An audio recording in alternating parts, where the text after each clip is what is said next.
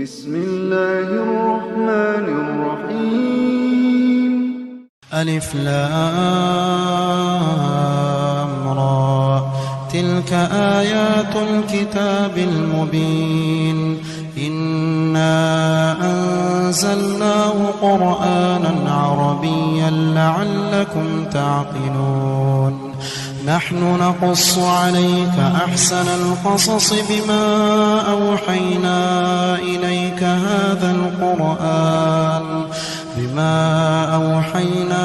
إليك هذا القرآن وإن كنت من قبله لمن الغافلين إذ قال يوسف لأبيه يا أبت إني رأيت 11 كوكبا والشمس والقمر رأيتهم لي ساجدين قال يا بني لا تقصص رؤياك على إخوتك فيكيدوا لك كيدا إن الشيطان للإنسان عدو مبين وكذلك يجتبيك ربك ويعلمك من تأويل الأحاديث ويتم نعمته عليك وعلى آل يعقوب كما أتمها على أبويك من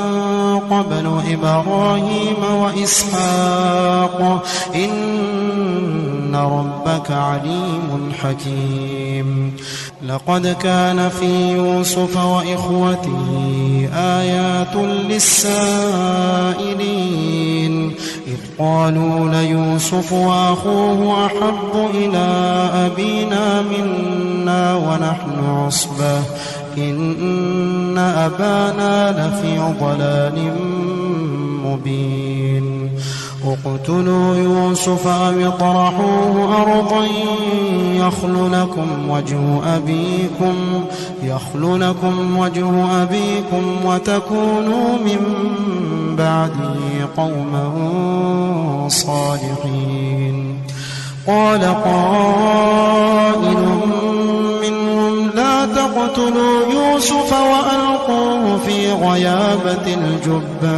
وألقوه في غيابة الجب يلتقط بعض السيارة إن كنتم فاعلين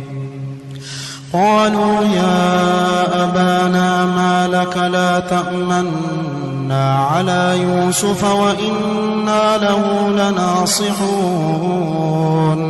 أرسله معنا غدا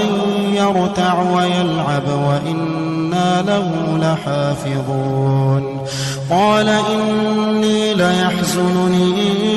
أن تذهبوا به وأخاف أن يأكله الذئب وأنتم عنه غافلون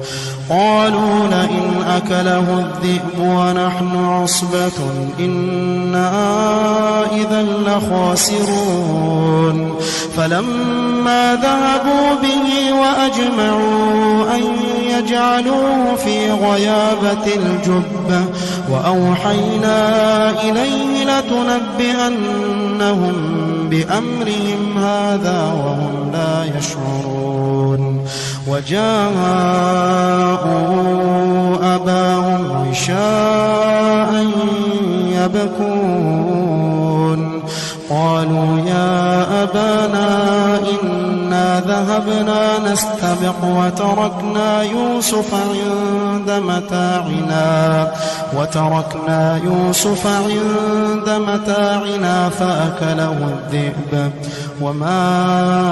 أنت بمؤمن لنا ولو كنا صادقين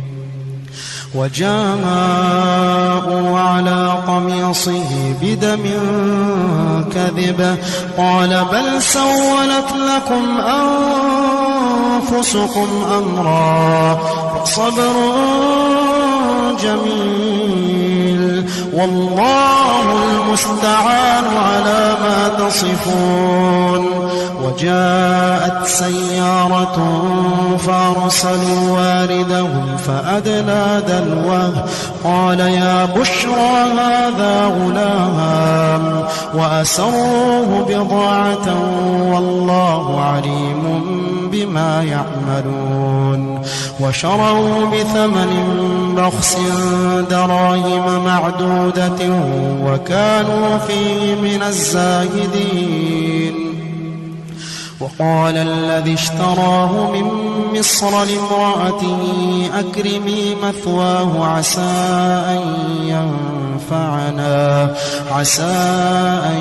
ينفعنا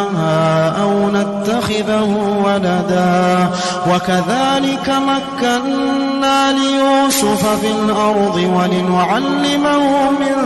تأويل الأحاديث والله غالب على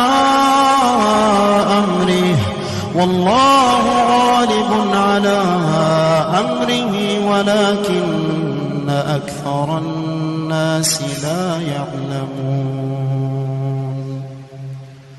ولما بلغ أشده آتيناه حكما وعلما وكذلك نجزي المحسنين. وراودته التي هو في بيتها عن نفسه وغلقت الأبواب وقالت هيت لك قال معاذ الله إنه ربي أحسن مثواي إنه لا يفلح الظالمون. ولقد همت به وهم بها لولا أن رأى برهان ربه كذلك لنصرف عنه السوء والفحشاء إنه من عبادنا المخلصين. واستبق الباب وقدت قميصه من دبر وألف يا سيدها لدى الباب قالت ما جزاء من أراد بأهلك سوءا إلا أن يسجن أو عذاب أليم. قال هي راودتني عن نفسي وشهد شاهد من أهلها إن كان قميصه قد من قبل فصدقت وهو من الكاذبين وإن كان قميصه قد من دبر فكذبت وهو من الصادقين. فلما رأى قميصه قد من دبر قال إنه من كيدكن إن كيدكن عظيم. يوسف أعرض عن هذا واستغفري لذنبك إنك كنت من الخاطئين. وقال نسوة في المدينة امرأة العزيز تراود فتاها عن نفسه قد شغفها حبا إنا لنراها في ضلال مبين. فلما سمعت بمكرهن أرسلت إليهن وأعتدت لهن متكأ وآتت كل واحدة منهن سكينا وقالت اخرج عليهن. فلما رأينه أكبرنه وقطعن أيديهن وقلن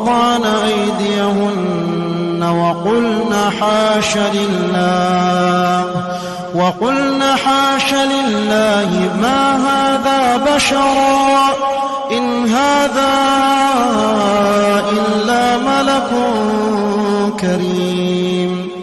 قالت فذلكن الذي لمتنني فيه ولقد راودته عن نفسه فاستعصم ولئن لم يفعل ما آمره ليسجنن وليكون من الصاغرين. قال رب السجن أحب إلي مما يدعونني إليه وإلا تصرف عني كيدهن أصب إليهن وأكن من الجاهلين. فاستجاب له ربه فصرف عنه كيدهن إنه هو السميع العليم. ثم بدا لهم من بعد ما رأوا الآيات ليسجننه حتى حين. ودخل معه السجن فتيان قال أحدهما إني أراني أعصر خمرا وقال الآخر إني أراني أحمل فوق رأسي خبزا تأكل الطير منه نبئنا بتأويله إنا نراك من المحسنين. قال لا يأتيكما طعام ترزقانه إلا نبأتكما بتأويله قبل أن يأتيكما ذلكما مما علمني ربي إني تركت ملة قوم لا يؤمنون بالله وهم بالآخرة هم كافرون واتبعت ملة آبائي إبراهيم وإسحاق ويعقوب ما كان لنا أن نشرك بالله من شيء ذلك من فضل الله علينا وعلى الناس ولكن أكثر الناس لا يشكرون. يا صاحبي السجن أأرباب متفرقون خير أم الله الواحد القهار ما تعبدون من دونه إلا أسماء سميتموها أنتم وآباؤكم ما أنزل الله بها من سلطان إن الحكم إلا لله أمر أن لا تعبدوا إلا إياه ذلك الدين القيم ولكن أكثر الناس لا يعلمون. يا صاحبي السجن أما أحدكما فيسقي ربه خمرا وأما الآخر فيصلب فتأكل الطير من رأسه قضي الأمر الذي فيه تستفتيان. وقال للذي ظن أنه ناج منهما اذكرني عند ربك فأنساه الشيطان ذكر ربه فلبث في السجن 9 سنين. وقال الملك إني أرى 7 بقرات سمان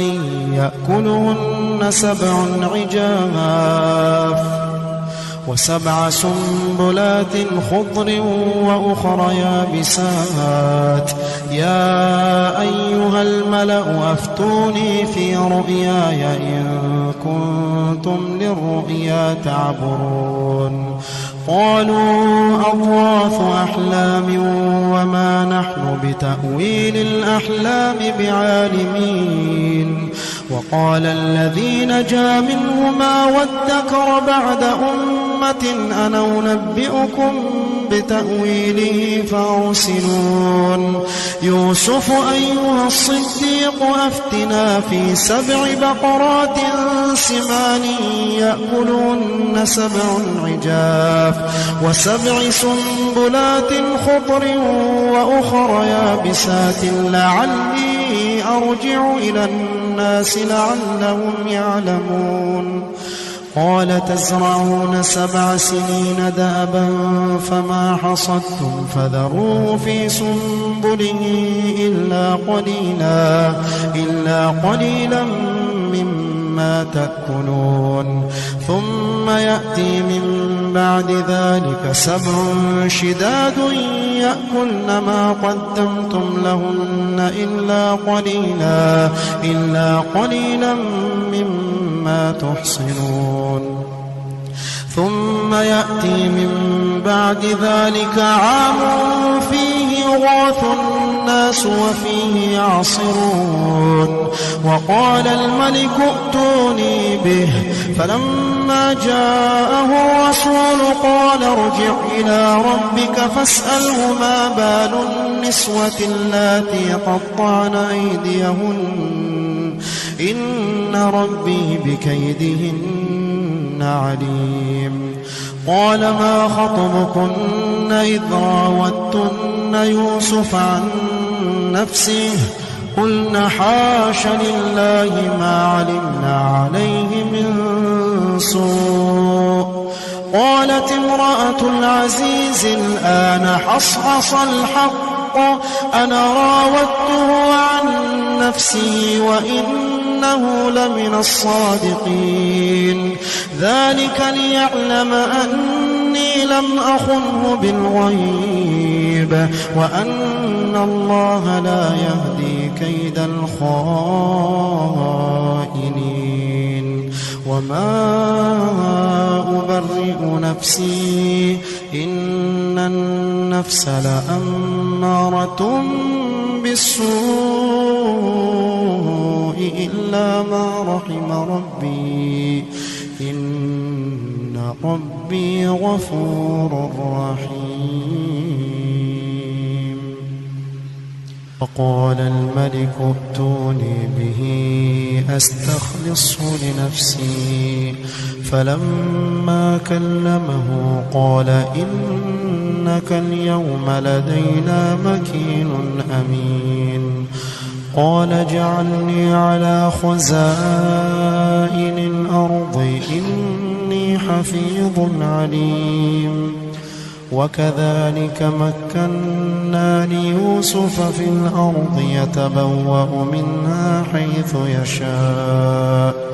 نصيب برحمتنا من نشاء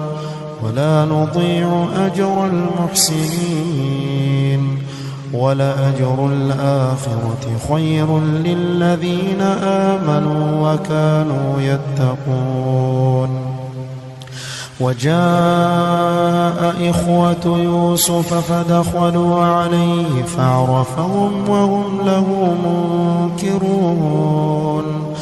ولما جهزهم بجهازهم قال ائتوني بأخ لكم من أبيكم ألا ترون أني أوفي الكيل وأنا خير المنزلين فإن لم تأتوني به فلا كيل لكم عندي ولا تقربون قالوا سنراود عنه أباه وإنا لفاعلون وقال لفتيانه جعلوا بضاعتهم في رحالهم لعلهم يعرفونها إذا انقلبوا إلى أهلهم لعلهم يرجعون فلما رجعوا إلى أبيهم قالوا يا أبانا منع منا الكيل فأرسل معنا أخانا نقتل وإنا له لحافظون قال هل آمنكم عليه إلا كما أمنتكم على أخيه من قبل فالله خير حافظا وهو أرحم الراحمين ولما فتحوا متاعهم وجدوا بضاعتهم ردت إليهم قالوا يا أبانا ما نبغي هذه بضاعتنا ردت إلينا ونمير أهلنا ونحفظ أخانا ونزداد كيل بعير ذلك كيل يسير قال لن أرسله معكم حتى تؤتون موثقا من الله لتأتونني به إلا أن يحاط بكم فلما آتوا موثقهم قال الله على ما نقول وكيل وقال يا بني لا تدخلوا من باب واحد وادخلوا من أبواب متفرقة وما أغني عنكم من الله من شيء إن الحكم إلا لله عليه توكلت وعليه فليتوكل المتوكلون ولما دخلوا من حيث أمرهم أبوهم ما كان يغني عنهم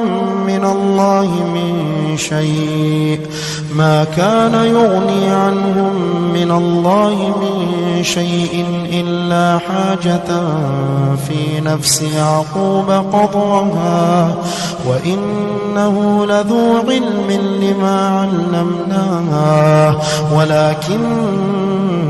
أكثر الناس لا يعلمون ولما دخلوا على يوسف آوى إليه أخاه قال إني أنا أخوك فلا تبتئس بما كانوا يعملون فلما جهزهم بجهازهم جعل السقاية في رحل أخيه ثم أذن مؤذن أيتها العير إنكم لسارقون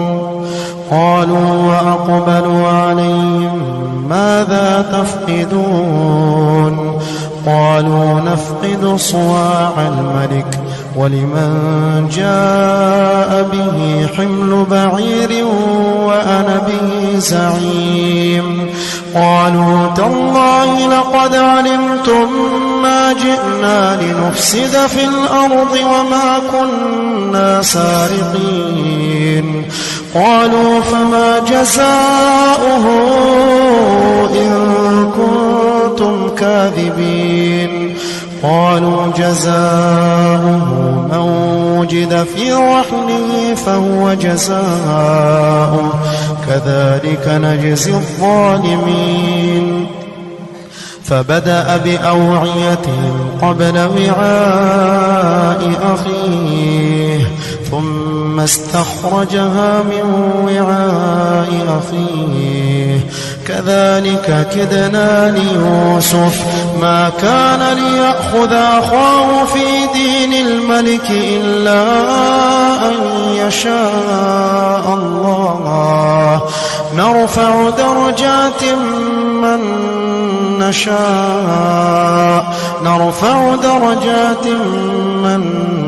نشاء وفوق كل ذي علم عليم قالوا إن يسرق فقد سرق أخ له من قبل فأسرها يوسف في نفسه ولم يبدها لهم قال أنتم شر مكانا والله أعلم بما تصفون قالوا يا أيها العزيز إن له أبا شيخا كبيرا فخذ أحدنا مكانه إنا نراك من المحسنين قال معاذ الله أن نأخذ إلا من وجدنا متاعنا عنده إنا إذا لظالمون فلما استيئسوا منه خلصوا نجيا قال كبيرهم ألم تعلموا أن أباكم قد أخذ عليكم موثقا من الله ألم تعلموا أن أباكم قد أخذ عليكم موثقا من الله ومن قبل ما فرطتم في يوسف فلن أبرح الأرض حتى يأذن لي أبي أو يحكم الله لي وهو خير الحاكمين ارجعوا إلى أبيكم فقولوا يا أبانا إن ابنك سرق وما شهدنا إلا بما علمنا وما كنا للغيب حافظين واسأل القرية التي كنا فيها والعير التي أقبلنا فيها وإنا لصادقون قال بل سولت لكم أنفسكم أمرا فصبر جميل عسى الله أن يأتيني بهم جميعا إنه هو العليم الحكيم وتولى عنهم وقال يا أسفا على يوسف وتولى عنهم وقال يا أسفا على يوسف وابيضت عيناه من الحزن فهو كظيم قالوا تالله تفتأ تذكر يوسف حتى تكون حرضا أو تكون من الهالكين قال إنما أشكو بثي وحزني إلى الله قال إنما أشكو بثي وحزني إلى الله وأعلم من الله ما لا تعلمون يا بني اذهبوا فتحسسوا من يوسف وأخيه ولا تيأسوا من روح الله إنه لا ييأس من روح الله إلا القوم الكافرون فلما دخلوا عليه قالوا يا أيها العزيز مسنا وأهلنا الضر وجئنا ببضاعة مزجاة فأوف لنا الكيل وتصدق علينا إن الله يجزي المتصدقين قال هل علمتم ما فعلتم بيوسف وأخيه إذ أنتم جاهلون قالوا أئنك لأنت يوسف قال أنا يوسف وهذا أخي قد من الله علينا إنه من يتق ويصبر فإن الله لا يضيع أجر المحسنين قالوا تالله لقد آثرك الله علينا وإن كنا لخاطئين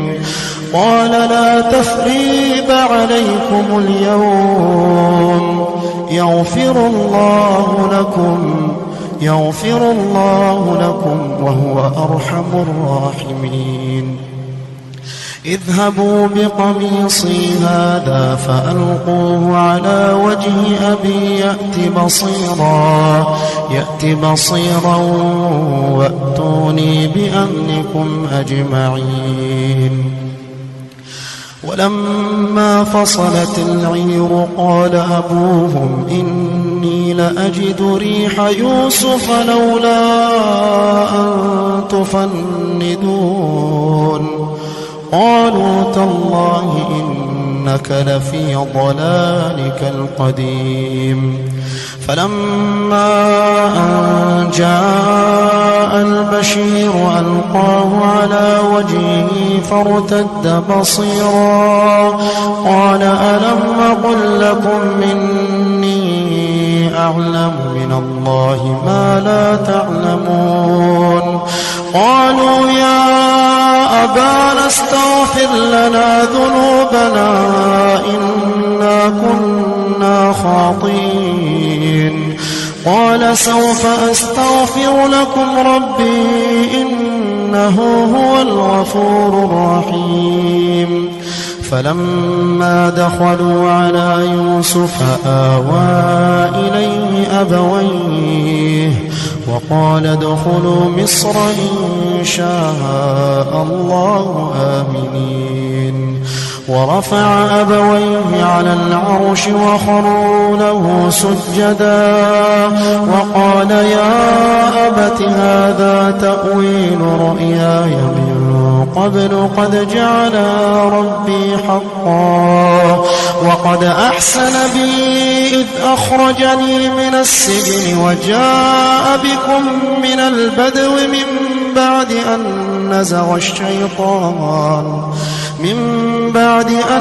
نزغ الشيطان بيني وبين إخوتي إن ربي لطيف لما يشاء إنه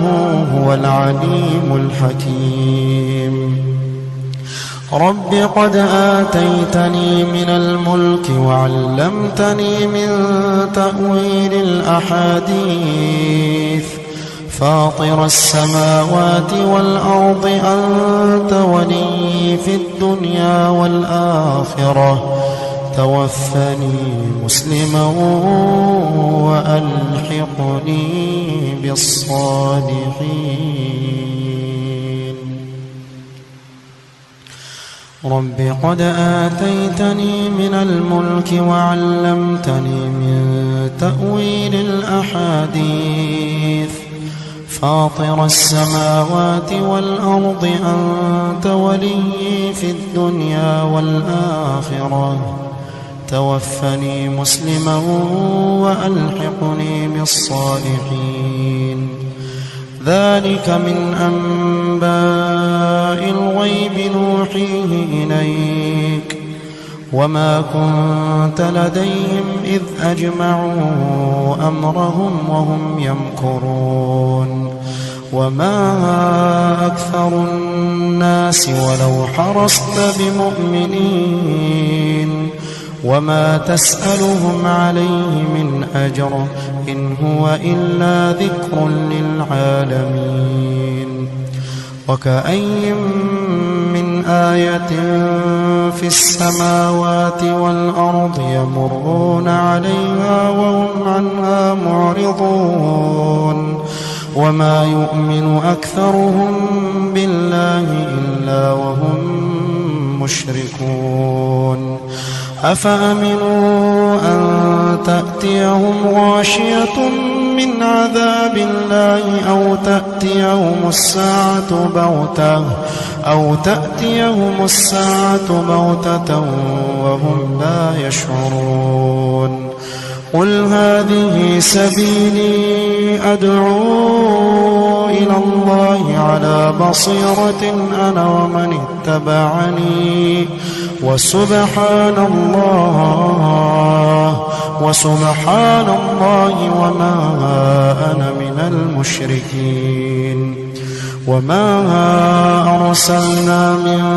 قبلك إلا رجالا نوحي إليهم من أهل القرى أفلم يسيروا في الأرض فينظروا كيف كان عاقبة الذين من قبلهم ولدار الآخرة خير للذين اتقوا أفلا تعقلون حتى إذا استيأس الرسل وظنوا أنهم قد كذبوا جاءهم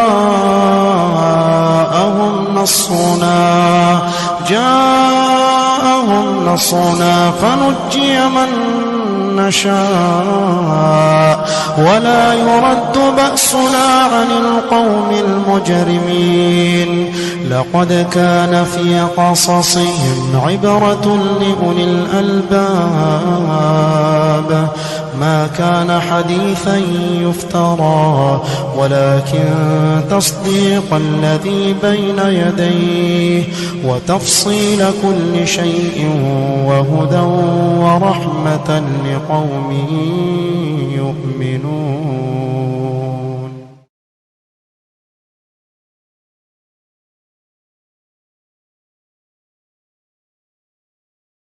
بسم الله الرحمن الرحيم.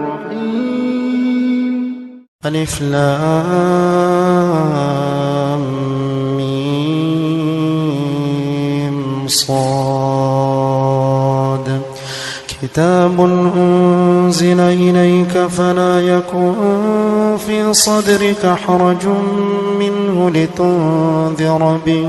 لتنذر به وذكرى للمؤمنين اتبعوا ما أنزل إليكم من ربكم ولا تتبعوا من دونه أولياء قليلا ما تذكرون وكم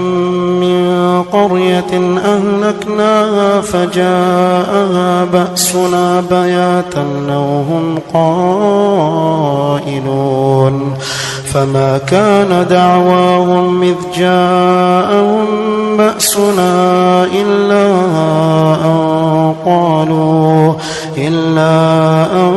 قالوا إنا كنا ظالمين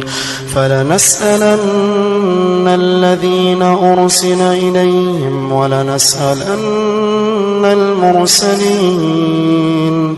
فلنقصن عليهم بعلم وما كنا غائبين والوزن يومئذ الحق فمن ثقلت موازينه فأولئك هم المفلحون ومن خفت موازينه فأولئك الذين خسروا أنفسهم بما كانوا بآياتنا يظلمون ولقد مكناكم في الأرض وجعلنا لكم فيها معايش قليلا ما تشكرون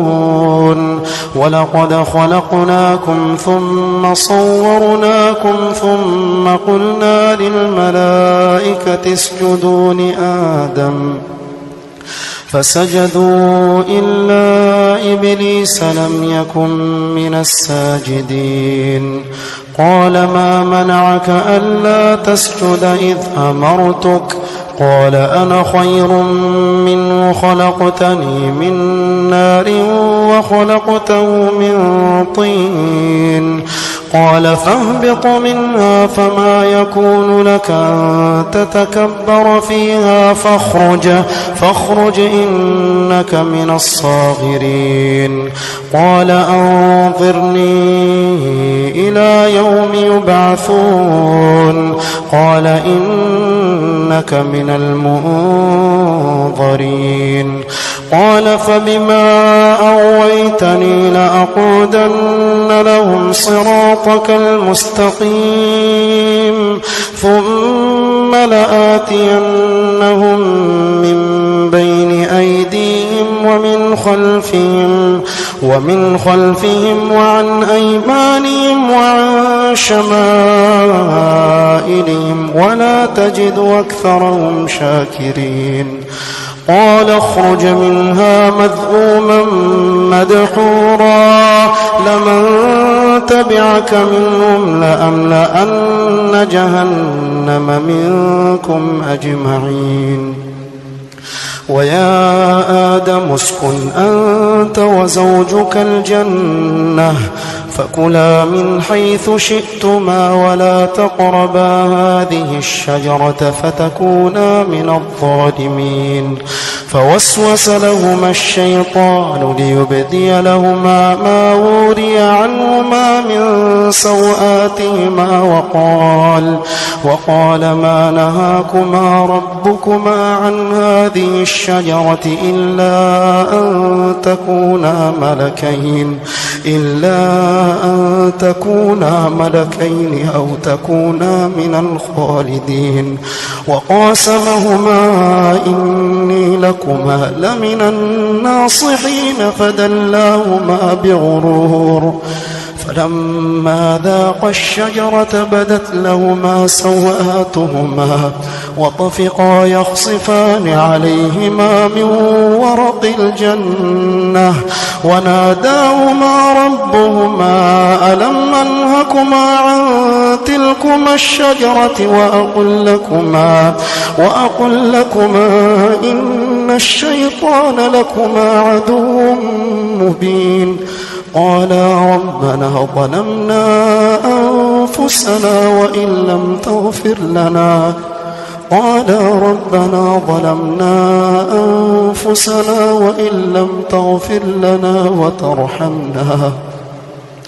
وإن لم تغفر لنا وترحمنا لنكونن من الخاسرين قال اهبطوا بعضكم لبعض عدو ولكم في الأرض مستقر ومتاع إلى حين قال فيها تحيون وفيها تموتون ومنها تخرجون يا بني آدم قد أنزلنا عليكم لباسا يواري سوآتكم وريشا ولباس التقوى ذلك خير ذلك من آيات الله لعلهم يذكرون يا بني آدم لا يفتننكم الشيطان كما أخرج أبويكم من الجنة ينزع عنهما لباسهما ليريهما سوآتهما إنه يراكم هو وقبيله من حيث لا ترونهم إنا جعلنا الشياطين أولياء للذين لا يؤمنون وإذا فعلوا فاحشة قالوا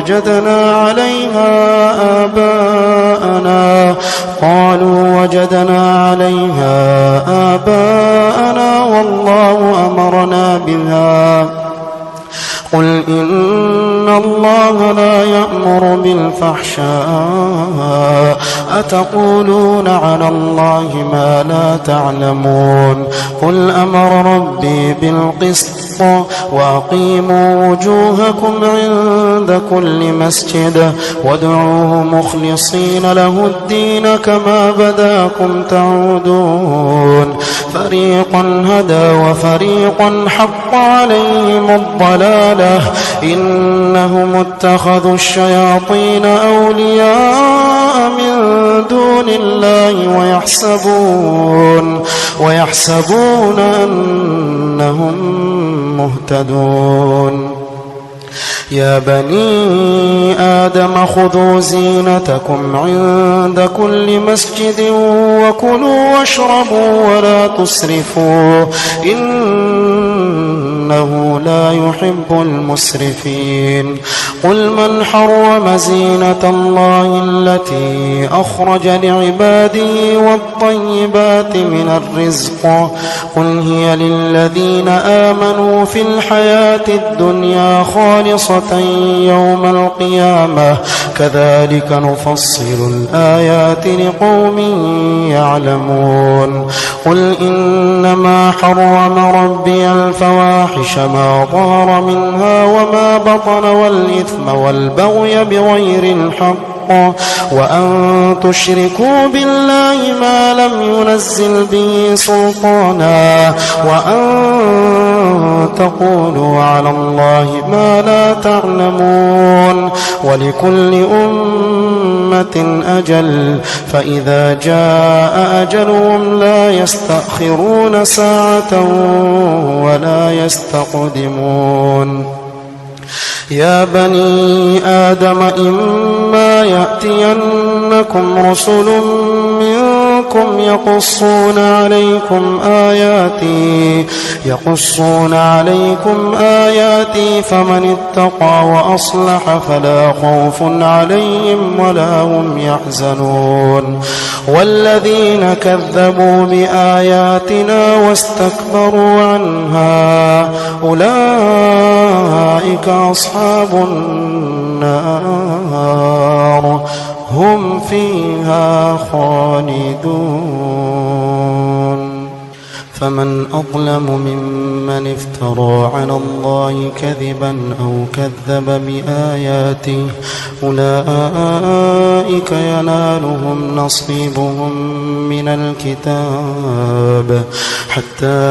إذا جاءتهم رسلنا يتوفونهم قالوا أين ما كنتم تدعون من دون الله قالوا ضلوا عنا وشهدوا على أنفسهم أنهم كانوا كافرين قال ادخلوا في قد خلت من قبلكم من الجن والإنس في النار كلما دخلت أمة لعنت أختها حتى إذا اداركوا فيها جميعا قالت أخراهم لأولاهم ربنا هؤلاء أضلونا فآتهم عذابا ضعفا من النار قال لكل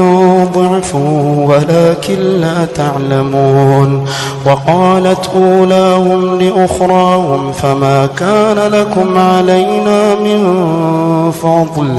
فذوقوا العذاب بما كنتم تكسبون إن الذين كذبوا بآياتنا واستكبروا عنها لا تفتح لهم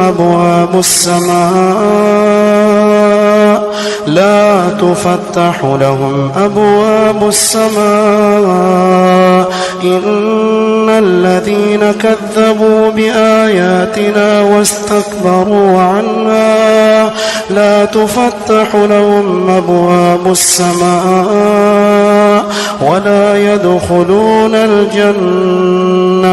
ولا يدخلون الجنة حتى يلج الجمل في سم الخياط وكذلك نجزي المجرمين لهم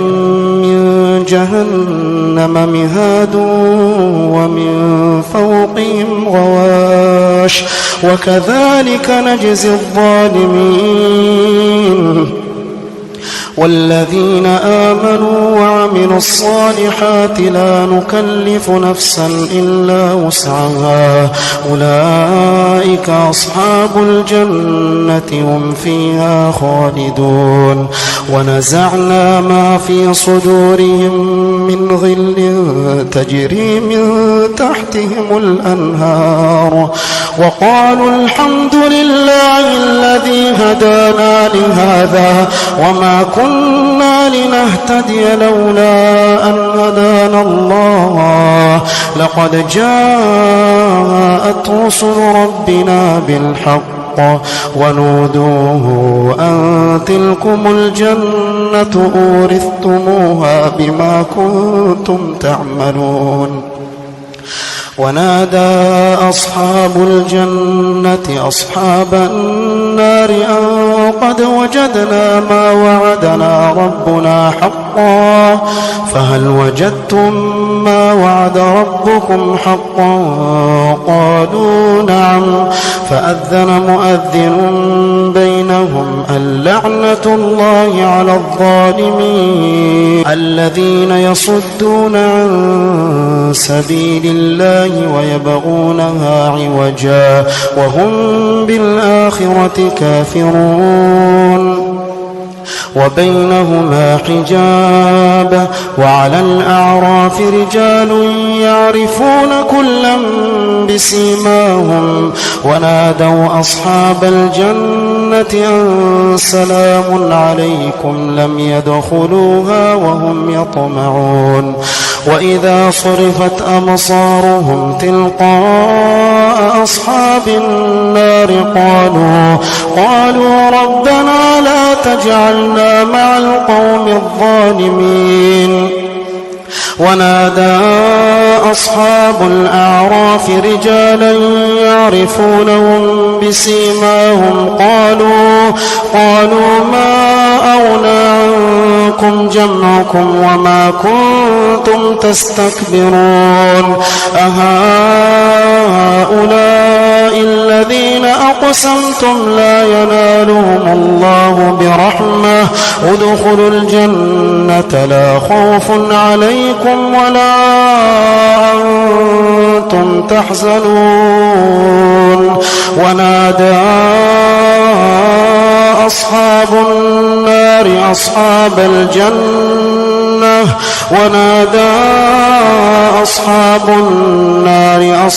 الجنة أن أفيضوا علينا من الماء أو مما رزقكم الله. ونادى أصحاب النار أصحاب الجنة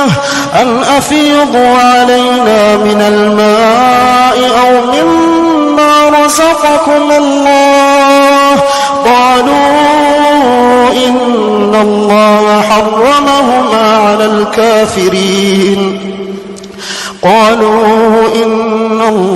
حرمهما على الكافرين الذين اتخذوا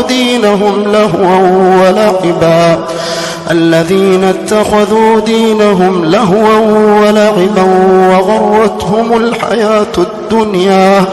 فاليوم ننساهم كما نسوا لقاء يومهم هذا وما كانوا بآياتنا يجحدون. ولقد جئناهم بكتاب فصلناه على علم هدى ورحمة لقوم يؤمنون. هل ينظرون إلا تأويله يوم يأتي تأويله يقول الذين نسوه من قبل قد جاءت رسل ربنا بالحق فهل لنا من شفعاء فيشفعوا لنا أو نرد فنعمل غير الذي كنا نعمل قد خسروا أنفسهم وضل عنهم ما كانوا يفترون. إن ربكم الله الذي خلق السماوات والأرض في 6 أيام ثم استوى على العرش يغشي الليل النهار يطلبه حثيثا والشمس والقمر والنجوم مسخرات بأمره ألا له الخلق والأمر تبارك الله رب العالمين. ادعوا ربكم تضرعا وخفية إنه لا يحب المعتدين. ولا تفسدوا في الأرض بعد إصلاحها وادعوه خوفا وطمعا إن رحمة الله قريب من المحسنين. وهو الذي يرسل الرياح بشرا بين يدي رحمته حتى إذا أقلت سحابا ثقالا سقناه لبلد ميت فأنزلنا به الماء فأخرجنا به من كل الثمرات كذلك نخرج الموتى لعلكم تذكرون والبلد الطيب يخرج نباته بإذن ربه والذي خبث لا يخرج إلا نكدا كذلك نصرف الآيات لقوم يشكرون لقد أرسلنا نوحا إلى قومه فقال يا قوم اعبدوا الله ما لكم من إله غيره إني أخاف عليكم عذاب يوم عظيم قال الملأ من قومه إنا لنراك في ضلال مبين قال يا قوم ليس بي ضلالة ولكني رسول من رب العالمين أبلغكم رسالات ربي وأنصح لكم وأعلم من الله ما لا تعلمون أوعجبتم من جاءكم ذكر من ربكم على رجل منكم لينذركم ولتتقوا ولعلكم ترحمون فكذبوه فأنجيناه والذين معه في الفلك وأغرقنا الذين كذبوا بآياتنا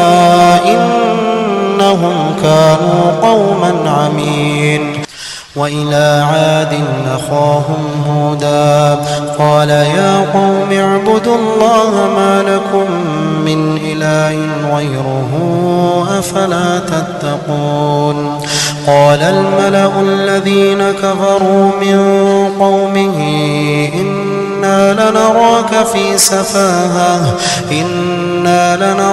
في سفاهة وإنا لنظنك من الكاذبين قال يا قوم ليس بي سفاهة ولكني رسول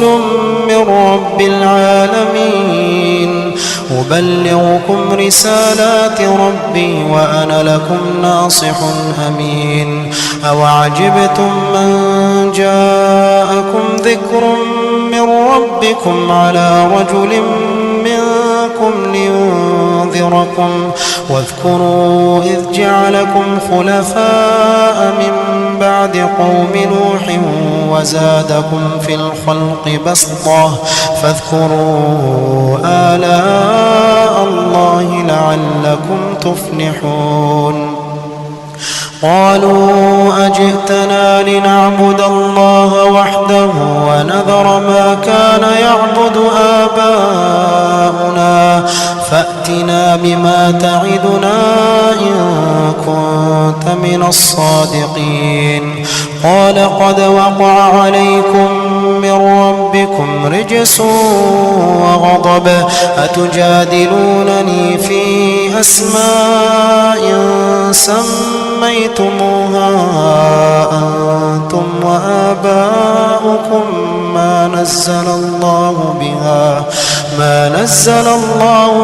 من سلطان فانتظروا إني معكم من المنتظرين فأنجيناه والذين معه برحمة منا وقطعنا دابر الذين كذبوا بآياتنا وما كانوا مؤمنين وإلى ثمود أخاهم صالحا قال يا قوم اعبدوا الله ما لكم من إله غيره قد جاءتكم بينة من ربكم ربكم هذه ناقة الله لكم آية فذروها تأكل في أرض الله ولا تمسوها بسوء فيأخذكم عذاب أليم. واذكروا إذ جعلكم خلفاء من بعد عاد وبوأكم في الأرض تتخذون من سهولها قصورا وتنحتون الجبال بيوتا فاذكروا آلاء الله ولا تعثوا في الأرض مفسدين. قال الملأ الذين استكبروا من قومه للذين استضعفوا لمن آمن منهم أتعلمون أن صالحا مرسل من ربه قالوا إنا بما أرسل به مؤمنون. قال الذين استكبروا إنا بالذي آمنتم به كافرون. فعقروا الناقة وعتوا عن أمر ربهم وقالوا يا صالح ائتنا بما تعدنا إن كنت من المرسلين.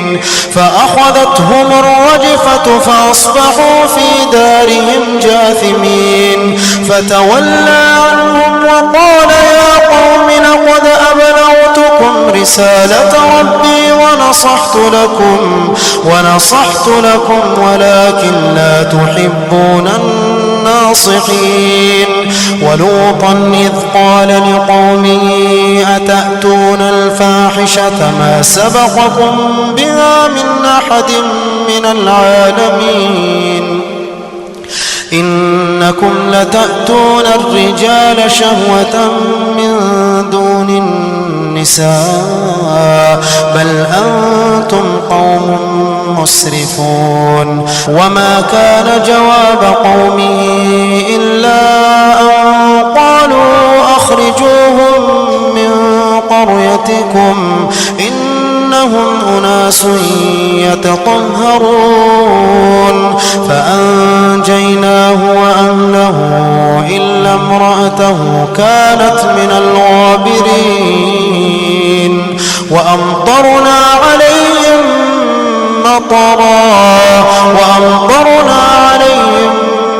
مطرا فانظر كيف كان عاقبة المجرمين.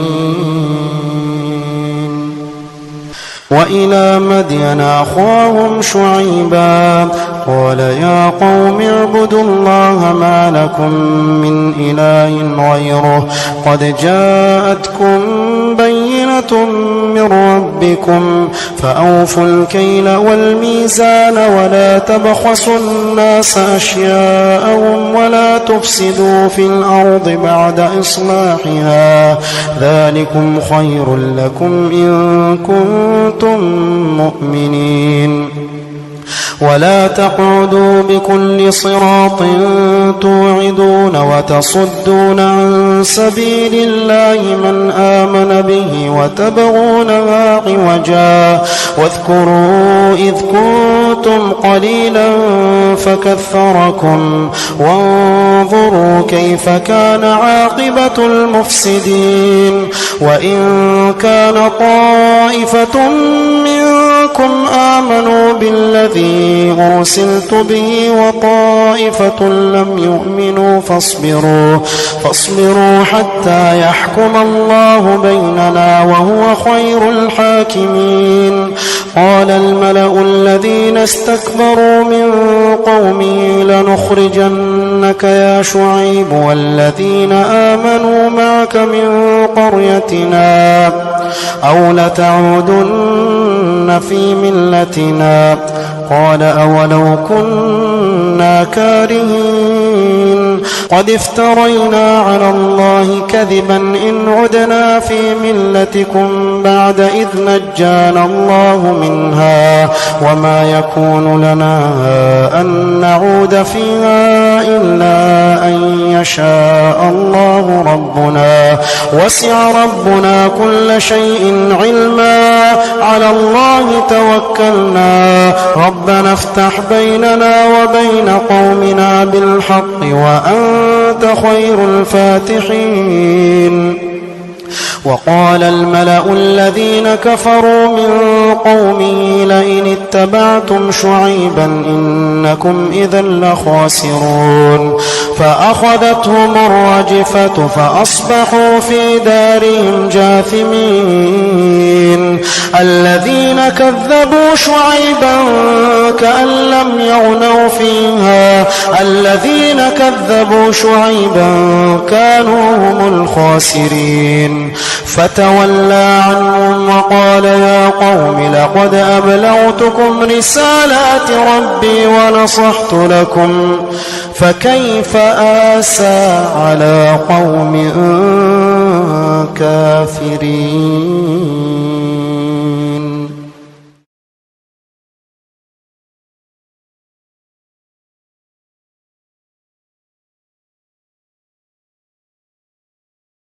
بسم الله الرحمن الرحيم.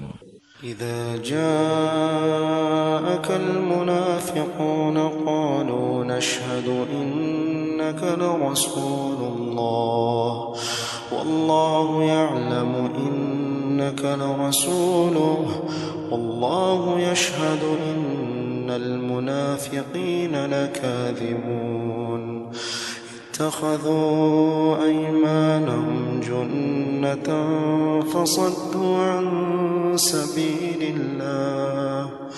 إنهم ساء ما كانوا يعملون. ذلك بأنهم آمنوا ثم كفروا فطبع على قلوبهم فهم لا يفقهون. وإذا رأيتهم تعجبك أجسامهم وإن يقولوا تسمع لقولهم كأنهم خشب مسندة يحسبون كل صيحة عليهم هم العدو فاحذرهم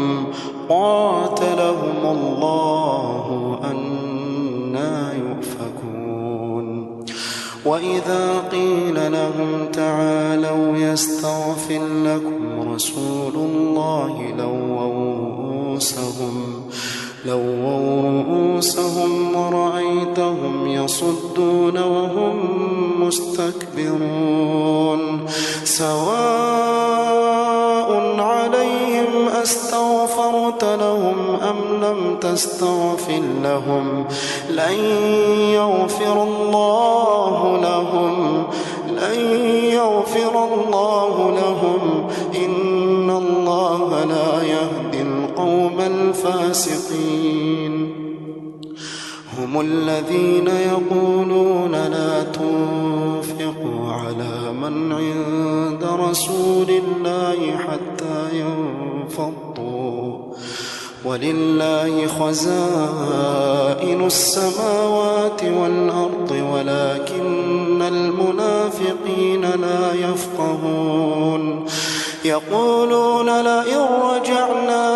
إلى المدينة ليخرجن الأعز منها الأذل ولله العزة ولرسوله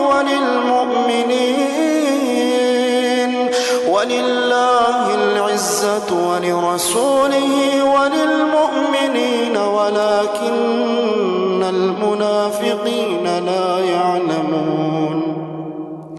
يا أيها الذين آمنوا لا تلهكم أموالكم ولا أولادكم عن ذكر الله ومن